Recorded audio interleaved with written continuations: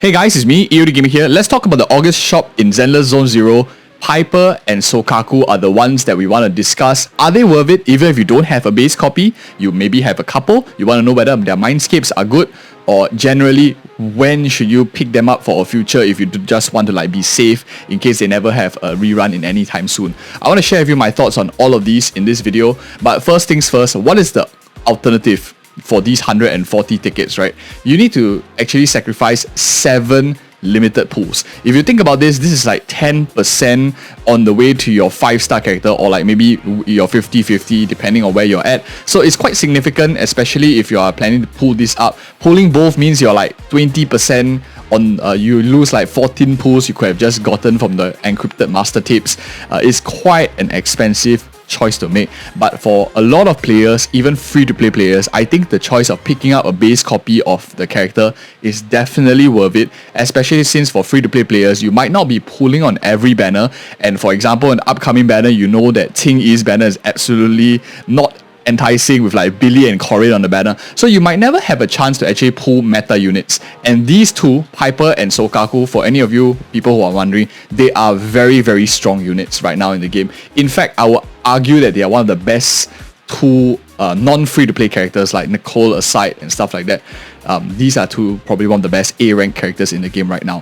Soukaku is top tier. A lot of people are playing her with a team of Ellen, a team of Lycan. That's one of the most popular teams, as we talked about in our other videos. You can check out like what the majority of people are playing that clear the end game content. But Soukaku is super high up in the meta for A rank. If you do not have Ellen, I want to share with you some thoughts in a bit also. For especially of you who are pulling for Miyabi, I have some experience with that. I'll share it in a little bit. But Piper here, some of you are Piper Anomaly, you're not really sure. If you are looking for Jane Doe and you want to see whether Anomaly is good for you, you don't have Grace on your account, I think trying to play Piper out is really strong. And personally, I think that she's one of the most meta characters in the game. I have both Ellen as well as Zhu Yuan with their signature W engine, but I'm still running Piper in the final stage, Shi 17 here, and Piper works out really fine. She does a lot for very little cost as well. So both very strong. That's what I want to say. But now that aside, let's talk about the Miyabi option for Soukaku, and let's maybe start off things with Soukaku first, and let me go into my character screen so it becomes more zoomed in on which character you're wanting. And if you're looking for like the Piper section, you can just like fast forward to the Piper section as well. But first things first, do you need multiple copies of Soukaku? Yes, I think she's quite strong. If you already have the base copy, maybe you pull from Ellen, her multiple copies actually are very strong. I'll tell you where is a good stopping point in my opinion, but people who don't even have a single copy of her, I think she's a great character to work with a future character like Miyabi as well, if any of you who are waiting a pull. If Miyabi is what she was in the past in CBT 1 way back in like 2022, I think, she was Ice, seems like an attack character, very similar to the likes of Ellen. Soukaku does very good amounts of support. Why? Is because she provides a lot of ice damage bonus for same faction. So as long as you have a like double ice, you can proc ice damage bonus of 20%. You have attack buff for your attack DPS, and even with some Mindscapes, she has ice rest shred. So very fantastic ice specific support here in Soukaku. If you are planning for future and you're worried, what happens if a future banner doesn't have Soukaku? She only came in once in the first banner. Maybe there's a huge gap. Hoyoverse are known to like not rerun meta characters for a really long time. So if you are wanting to reduce the risk of your overall count, you don't want to pull on a Soukaku banner when it's like you don't even want the main character or the main S rank, I would highly suggest at least picking up one. A character in Honkai Star Rail called Yukong, who is or Yukong has been like around there for a really long time, didn't see a rerun for almost like 6-7 months before she finally saw a first rerun. So Hoyoverse is known to drag reruns of like good characters who want more Mindscapes. But enough chatting about that and Miyabi stuff, but let's talk first about Mindscapes and which is the attractive ones I think that you can consider stopping at. So first things first, TLDR. I think the best one out of all of this probably is M4. So, but we'll get there in a bit. Let's go as we ascend the numbers from 1 to 6. I won't talk about 3 and 5 because it's just like specific on the just multiplier buffing. First one, M1 here, buff duration is increased by 8 seconds for passive and additional ability. Now this is very important because her passive over here has it at 22 seconds for the buff, 22 second of buff. With a 8 second increase, both of them, the ice damage bonus as well as the attack buff, is now a full 30 seconds. This is important because when you play a character or with like Lycan, for example, Lycan's ice rest shred is 30 seconds when he uses his EX special attack. This helps you keep in line and in sync the rotations of Soukaku as well as Lycan. It just makes it a little bit more flexible who you want to cast their buffs and stuff like that, so you can get a maximum uptime on the buff. And extending the duration is very nice to help just keep your rotations a little bit longer too. So I like M1 a lot for its utility purpose because you are able to get the full 30% up, 30 seconds up rather, for M1. So decent utility for team-wide use. If you don't play Lycan, probably not as important, just helps extend her rotations a bit more anyway. For a long DPS character like Ellen who likes quite a lot of field time. Second one, M2. This one here I think is also good, but it's not probably a super critical one. It helps build her Vortex stacks faster because now when you basic attack, dash attack and blah, you can get some stacks of Vortex with her RNG chance.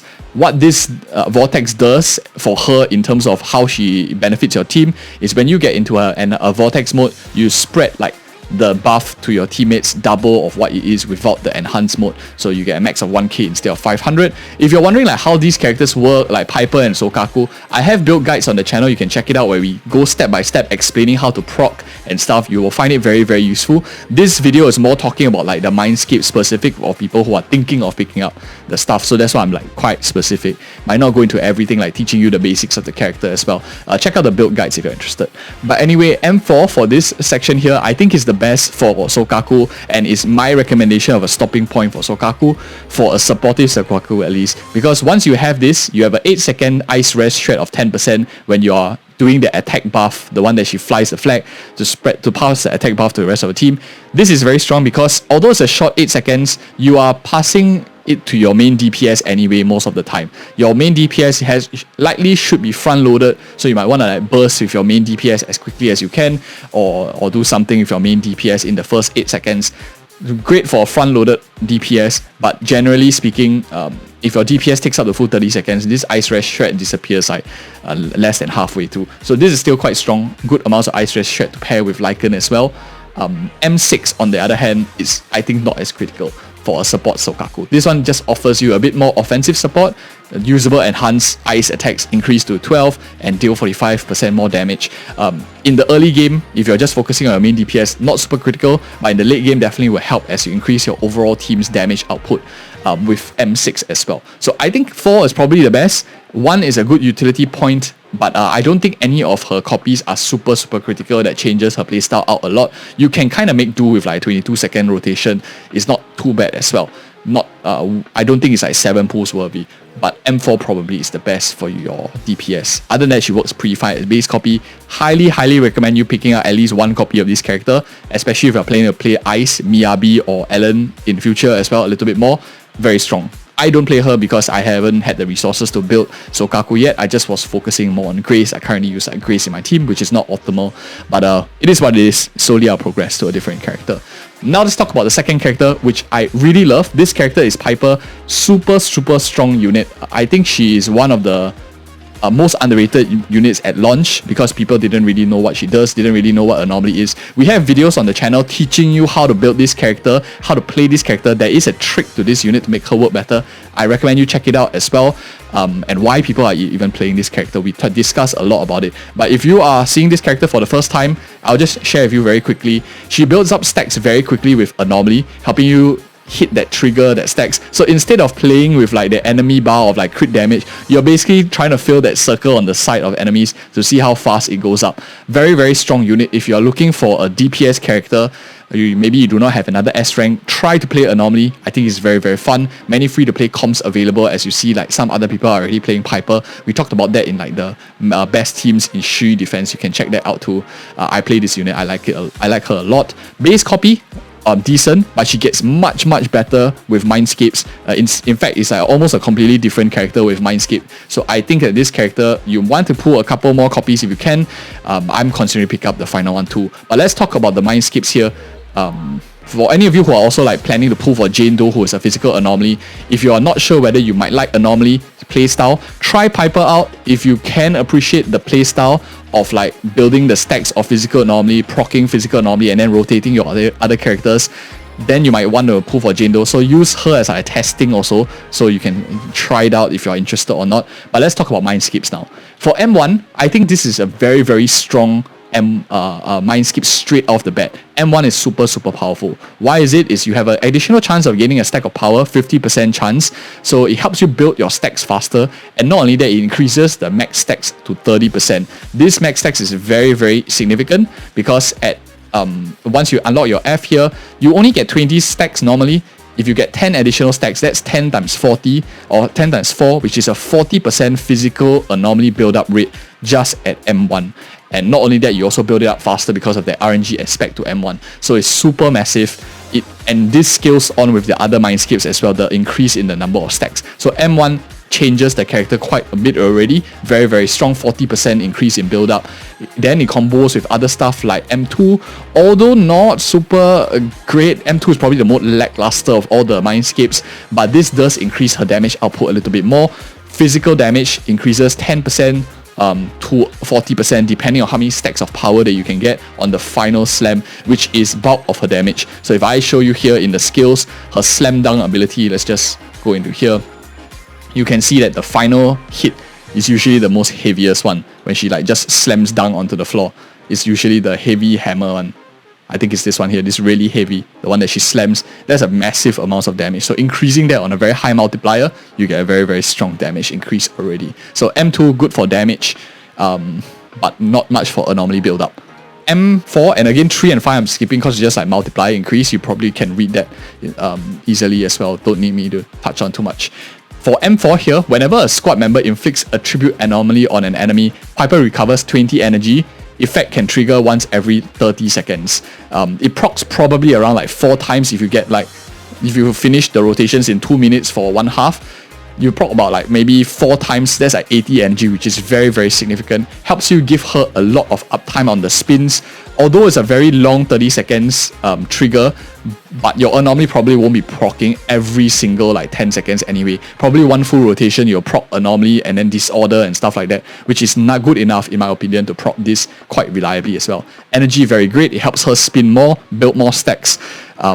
I think it's very, very fantastic since you can then allocate her away from energy restoration gear into more anomaly specific gear to do even more damage. Very, very interesting. Last but not least, of course, we have M6. This, I think, is the cherry on top. Very, very strong. I'm very, very tempted to just pick this one up as well. Even though I know that I can probably pull her sometime in future. I don't think she even has a red up banner yet. So that is something that we can consider. Maybe she's coming back later on. Who knows? Increases the duration of EX special attack spin by 2 seconds and extends the duration of power by 4 seconds. The first one is nice, it just helps us spin more. So if you are able to like keep spinning, you can proc more of these spin attacks or the anomaly build-up when you're spinning. The one that I really like is the extension of duration of power. One of the biggest downsides of Piper is her very short rotation time when she loses her power. So she spins, she has the stacks of power that goes all the way up to 30 for 12 seconds. 12 seconds is a super short rotation time to rotate to your other characters unless they're like all quick swap like Grace, but tendency of us all having Grace and Piper is not very high. Boosting this up to 16 seconds makes it a lot more manageable for characters who like a little bit more rotation on their units. 16 seconds allows you to play a Nekomata inside, allows you to play a lot of other characters that are burstier DPSs in nature, like a little bit more field time. So I think M6 is probably her most critical Mindscape other than M1. So M1, M6 I think is like the top 2. And those are my thoughts, honest opinion. Do I think it's worth it? Yes, I think both characters are definitely worth it. Piper is more so of those people who are trying to go into anomaly. You are trying to test whether you like Jane Doe. Do I think Jane Doe will power creep? Piper will. I think it's yet to be seen whether they can be both played together. But one thing to note is anomaly build-up does seem to have its own ICDs, internal cooldowns, which means you can't like non-stop proc physical assault every like 0.5 seconds if you have like 3 physical anomaly characters in a team. So it's much better to play characters of differing element in anomaly teams. Those of you who are planning to pull Jane Doe might not be as enticing, and those of you who are planning to pull Ellen or Miyabi, maybe Ellen when she comes on a rerun. Soukaku is a very, very solid support for any ice DPS. I highly recommend you pick at least the base copy up. Mindscape's probably M4 is like the best. And if you appreciate such videos, do like and subscribe for more side future content. And at this point, I highly recommend you check out the introductory guide to both Piper and Soukaku here. I teach you some nitty-gritty tricks that you can do to help you increase the overall account utility for these two characters. And thank you so much for watching. See you next video.